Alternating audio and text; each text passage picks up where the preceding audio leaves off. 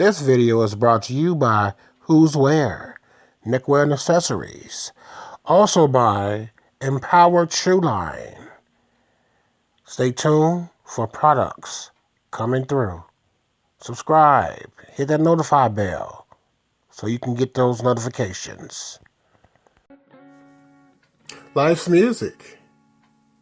There's something special about a group of individuals creating sounds that blend in a way that tingles the soul through the ears. You know this when the hairs on the neck stand on end. I have witnessed cries from joy, pain, and or just happiness displayed in movements, screams, and group movements while a band played. Sometimes it is only one instrument that will touch people via a solo that the musician will get into that has the desired effect. My uncle, who is a math teacher and a musician, plays the drums, xylophone, and keyboard. Growing up, I idolized his skills and wanted to learn but never sat down to get into it. I'm really saying it's on the bucket list. Life's music is the symphony of events and occurrences that go together like a band. So, for example, I worked as a custodian briefly, and my maintenance area was throughout the Chicago downtown area, including City Hall. I was proud to do a job that most view as a filthy, stressful, and a challenging position. And it was. But not all can do it though. A job like that provides an instrument of time to clean, repair, work in a cooperative manner with various individuals. It also provided time to craft business models, plans, etc. As the melting pot of people that I was around also provided different insights of which I took full advantage of. I acquired a host of friends of the lifelong sorts, and in doing so, they essentially were my first customers in my third business. My first two businesses were in my teens and young adulthood. Each one provided an instrument of learning to carry on to the next venture. Now, I am a people watcher. That title involved watching mannerisms, listening to conversations, speech patterns, eating habits, fashion sense, etc., which are all instruments of life. Me being hungry for more than I knew kept and continues to keep me abreast of trends, behaviors, etc. So at that time, not having a pile of capital to pour into the business, I simply bought items for the business every 2 weeks until I had enough to make products to start an online and traveling store. Meaning everywhere that I went, my products accompanied me, and I was guaranteed to make sales. Speaking of sales, like I said, I had customers well before any products were made.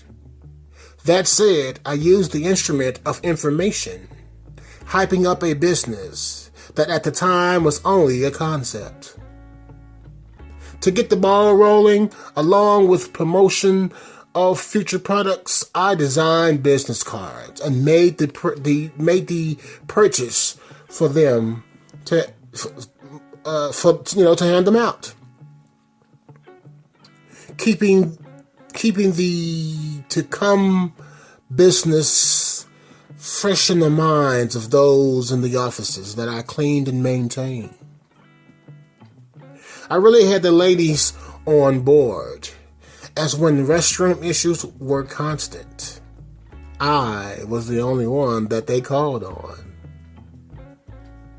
A personal space like a restroom and or a clean office kitchen would make the ladies dance as if I was playing instruments with glee when those areas were maintained by me. There also was power in being a custodian, as I had access to areas that the layman did not. Keys and key cards, Android and Apple paging devices that displayed work orders, etc., were also an instrument of success that was thoroughly used by me. The symphony of success brought happiness and relieved pain and life issues in that esteemed position. Like I said earlier, many would not or could not do the job of a custodian, feeling like it was degrading. Thing is, I am a hands-on technical and tactical individual, so I was right at home from my first second on the job. In addition to that, viewpoints.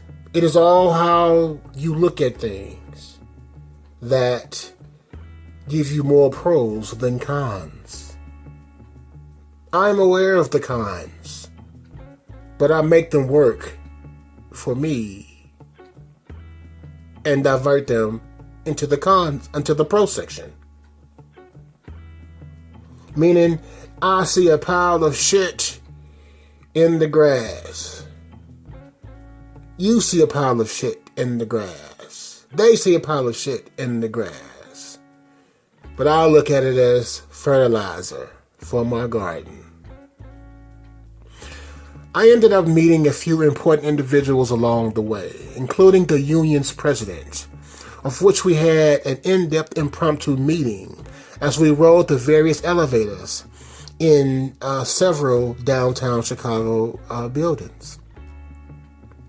He was the instrument of the people's voice and seemed to take his role very serious.